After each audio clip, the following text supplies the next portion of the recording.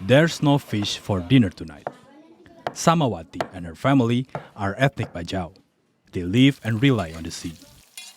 But the blue waters where they used to catch fish are now brown, filled with waste from the nickel mines that operate on the island. We, the people who live by the sea, are deeply troubled by this red soil. There's no more hope that the water will ever be clear again. It feels almost impossible for things to go back to the way they were. All the fishermen reject mining because our lives and livelihoods depend on the sea. It's not just an environmental problem.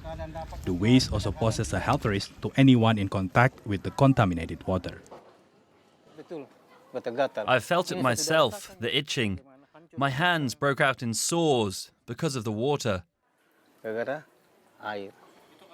mining company we spoke to says it has built reservoirs to contain the waste. But they are not big enough, and heavy rains cause the sediment to overflow into the sewer system and out to the sea. The issue has split the local community. For the indigenous Moronene people who live in the mountains, the nickel mines have provided jobs and a steady income. For the time being, the presence of the mine helps support both my family and the local economy. Take me, for example.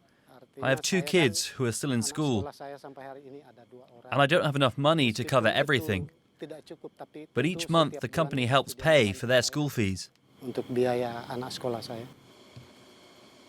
The Moronene people have also profited by selling land to the nickel mining companies. They see the Bajau as migrants with no claim to the land. This conflict has made finding a solution harder. The Kabaena people are caught in a dilemma: protect the sea or depend on mining for their livelihood. Stuck between the two, they hesitate to act. But the time is running out. The longer they wait, the worse the damage gets. Islands like Kabaena are protected by law. But with 16 companies currently operating here, activists say the government is failing in its commitment to protect the environment.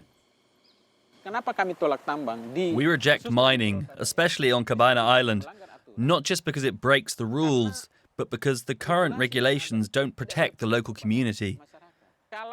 If there's going to be mining, then it should happen only when the laws truly protect both the people and the environment.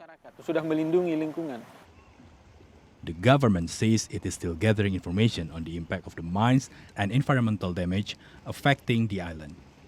But with global demand for nickel driving a mining boom in Indonesia, it's likely that communities like the Bajau and future generations will continue to pay the price.